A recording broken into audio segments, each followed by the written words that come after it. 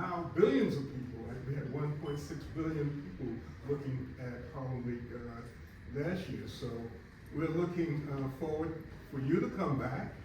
We have a new hotel, the Harlem Renaissance Marriott on 125th Street. And there are a number of different things that are here. We have my buddy here who is a wonderful historian. And if you want to know about things that are taking place, if you talk to him, you'll get a lot of information. And I'd like to thank the design group for allowing us to be a part of this. And we hope that you do come back. We also started kind of late, but next year, with a little bit of planning and a number of things that we can put into place, it should be a wonderful part of this wonderful festival. So thank you very much for coming, and I'll be around for a while if you want to hear talk about some of the history that we have also. Thank you.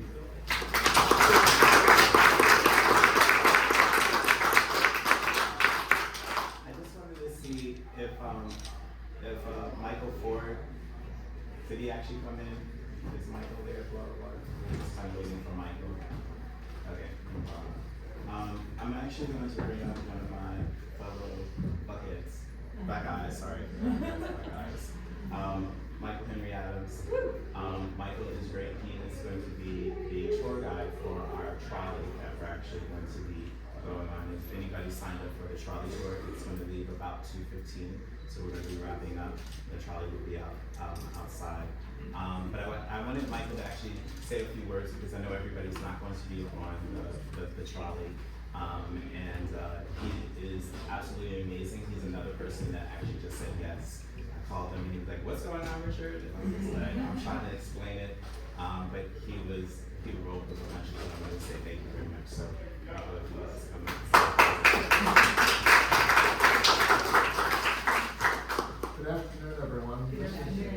This is a great opportunity for me, and I hope a great opportunity for you to see what for the moment remains the African American cultural capital of the world. And I lived for a while in Cleveland, Ohio, because Cleveland is the New York of Ohio.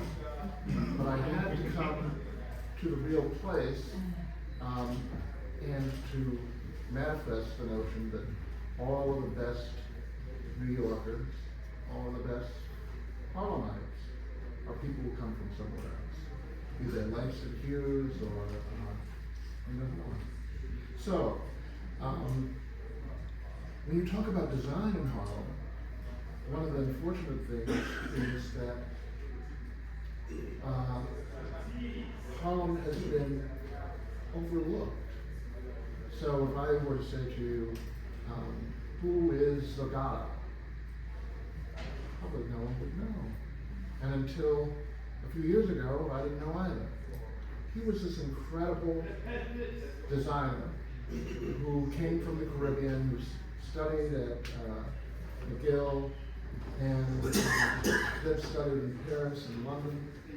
And he was, we think, the architect of the late, great, wonderful, much missed Linux Lounge, which was completed in 1930 and really was, I think, the most notable example of a Art Deco, Art Moderne bar and grill existing in the entire city. And what is sad in Harlem, what's sad in New York, is that so many places which are irreplaceable, which can never be brought back, are just knocked down at the drop of a hat. And when we talk about 125th Street, there are about 12 row houses located on 125th Street.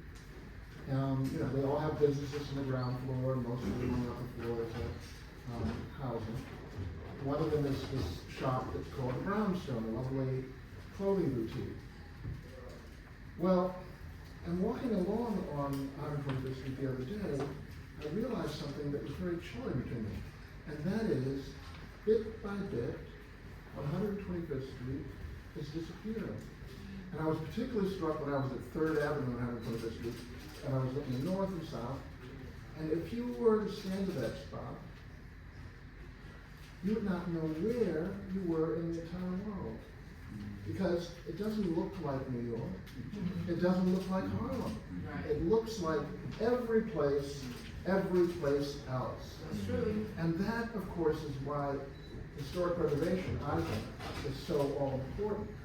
And I had thought that with global warming that we would better appreciate something which is coming to influence design, which is the sustainability concept where people reuse old things to make them into something entirely new.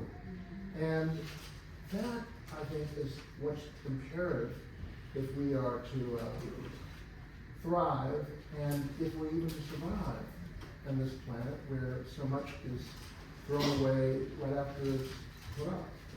So, thank you very much for coming here today. I hope that I'm going to be able to show you some things which you have never seen or don't know about. There is this marvelous designer who lived here, an African American who came from Birmingham, Alabama. And his name was Harold Curtis Brown. And again, no one's ever heard of this guy, but he was an incredible designer. And around 1938, like Sagata, they both disappeared. And I'm inclined to think that what happened to them both was what I realized what happened to Harold Curtis Brown. Because there was an article in the 1938 Amsterdam News by a columnist, and he said, I ran into my old friend Harold the other day on Lenox Avenue. I've not seen him in these parts for many a day. And he said, he now lives on Pasha's Park Avenue. And he said, Harold, he said, gentlemen prefer blondes, but Harold prefers the do-re-mi. And, you know, that's the slang term for money. And so you say, well, what the heck does that mean? But fortunately, the columnist tells you, he says, he has passed over. And think of a time when to be African American and a designer was such a difficulty that if you could pull it off, you might pass to have a career as a white person in order to have a thriving career. And of course, the challenge for me as an historian is how do you find someone who changes their entire identity? I'm still looking. But that still happens today. With all of the new buildings that have been built in Harlem in recent years, be it the new hotel or the National Urban League building, the architects of these buildings are not Harlem architects. And they're certainly not African American architects. They're just some architects. And something like 1% of architects in New York are African American. And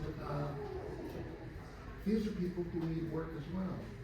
So inclusion, diversity, and history, I think, are the watchwords of what is so invaluable, so that when you come back, you'll be able to come to a place that is still considered culturally to be the African American capital of the world. Thank you very much.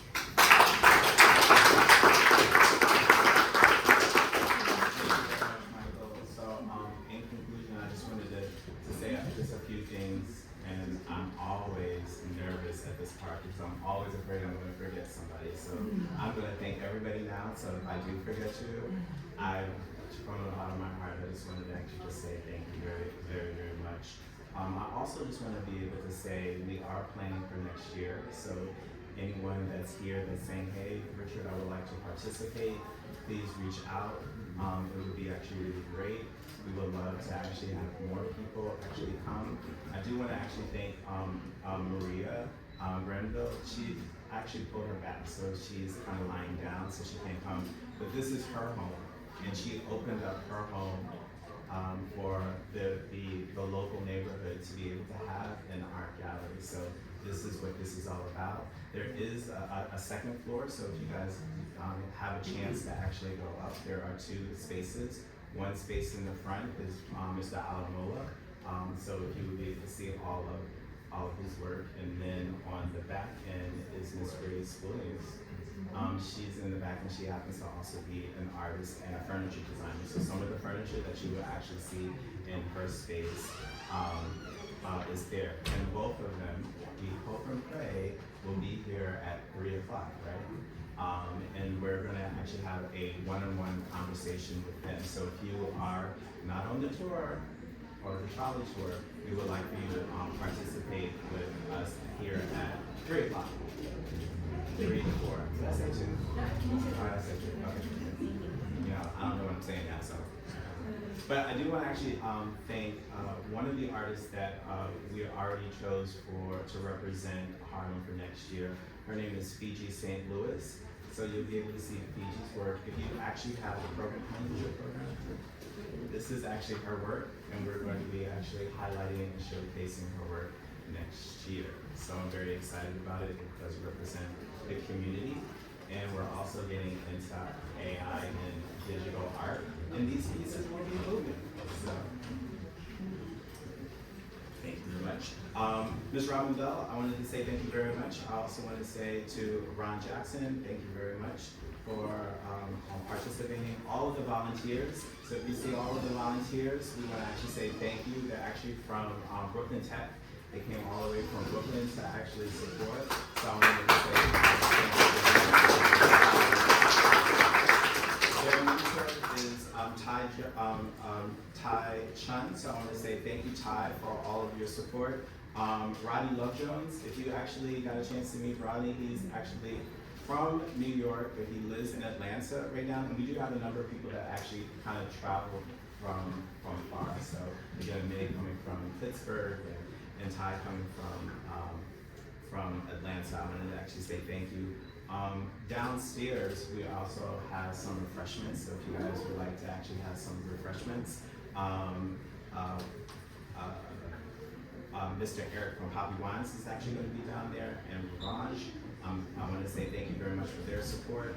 We also actually have food from Harlem Biscuit Company, from Sylvia's, and from Melba's. So if you would like to sample your way through Harlem, that's a great way to sample, and we ask you to go out and support and go to the restaurants and eat. So we appreciate that. And then all of the sponsors that actually helped us put this together. One was Aspire, Art for Harlem, Cafe Mello, which after the tour, if you are on the tour with Cafe Mello, we're going to actually have you stop there. There is a speakeasy setup that they actually did as well.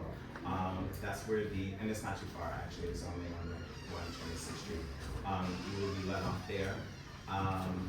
My company, of course, Harlem CLX. Harlem Arts Alliance, which Boza Rivers couldn't be here today. He's amazing, wonderful. They have also celebrated their 60th anniversary this year. So I wanted to actually say thank you very much for Boza. Magic Beans, you guys, you rock. Thank you very much. Nylu, NYCxDesign, Your Mama's House. Thank you very much, May. And the Harlem Tourism Board and all of the folks that helped us get this together. I want to say thank you, thank you, thank you. And I want to say thank you to you guys as well for coming out. Before I leave, any questions? Does anybody have any questions that I can kind of answer? We thank you, Richard, for putting this on. We really appreciate it.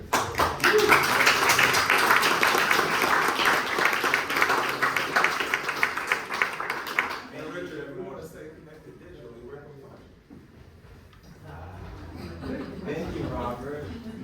He's busting my chops because I always say that to him. So yes, if you go to harlemclx.com, that is the website. My email address is richard@harlem2020.nyc. The company was called Harlem 2020, but due to the keyword, which I won't say, we had to kind of change it to Harlem CLX, which is Create Learning Experience. I started Harlem 2020 in 2013, and I worked with 20 different businesses, and I encouraged them to hire at least one local person. So that's where I came up with the name Harlem 2020. And then in 2020, 2022, it changed to Harlem CLX. Yes, ma'am. Hi, quick question. It looks like this is a very complete experience, and I'm wondering, have you thought of actually repeating it throughout the summer? Like the soap boxes events throughout the summer? It could be very interesting, and to your point of actually visiting the area, it would be interesting. So